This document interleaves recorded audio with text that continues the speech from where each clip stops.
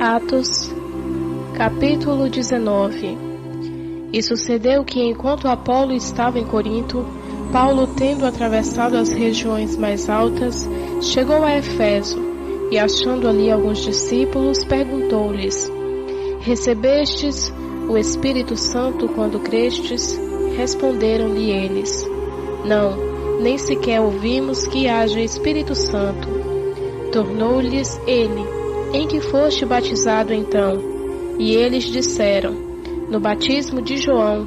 Mas Paulo respondeu: João administrou o batismo do arrependimento, dizendo ao povo que cresce naquela após ele havia de vir, isto é, em Jesus.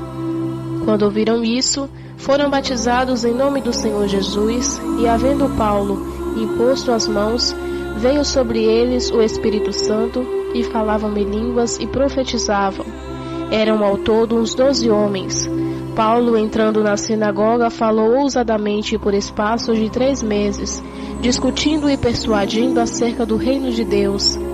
Mas como alguns deles se endurecessem e não obedecessem, falando mal do caminho diante da multidão, apartou-se deles e separou os discípulos, discutindo diariamente na escola de Tirano.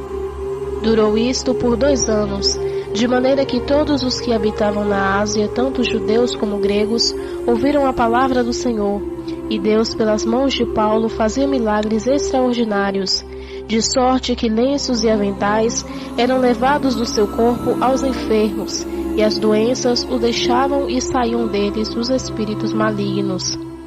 Ora, também alguns dos exorcistas judeus ambulantes tentavam invocar o nome de Jesus sobre o que tinha um espírito maligno, dizendo: Enconjuro-vos por Jesus a quem Paulo prega.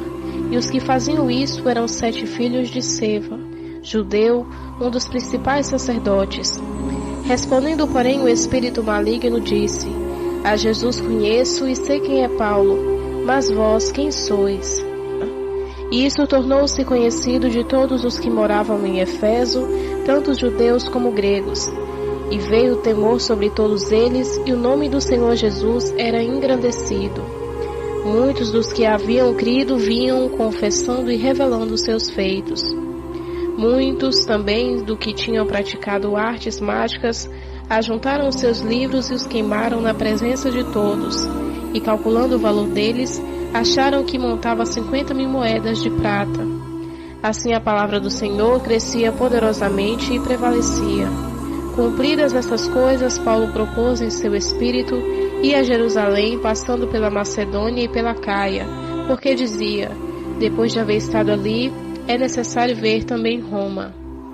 Enviando a Macedônia 2 dos que auxiliavam, Timóteo e Erasto, ficou ele por algum tempo na Ásia. Por esse tempo houve um não pequeno alvoroço acerca do caminho, porque certo ouvires por nome Demétrio, que fazia da prata miniaturas do templo de Diana, proporcionava não pequeno negócio aos artífices, os quais ele ajuntou, bem como os oficiais de obra semelhante, e disse: Senhores, vós bem sabe que desta indústria nos vem a prosperidade, e estáis vendo e ouvindo que não é só em Efeso, mas em quase toda a Ásia, este Paulo tem persuadido e desviado muita gente, dizendo não serem deuses os que são feitos por mãos humanas. E não somente há perigo de que esta nossa profissão caia em descrédito, mas também que o templo da grande deusa Diana seja estimado em nada, vindo mesmo a ser destituída da sua majestade, aquela que em toda a Ásia e o mundo adoram. Ao ouvirem isso, encheram-se de ira e clamavam, dizendo: Grande é a Diana dos Efésios.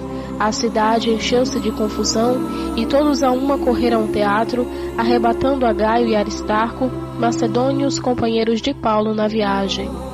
Querendo Paulo apresentar-se ao povo, os discípulos não permitiram.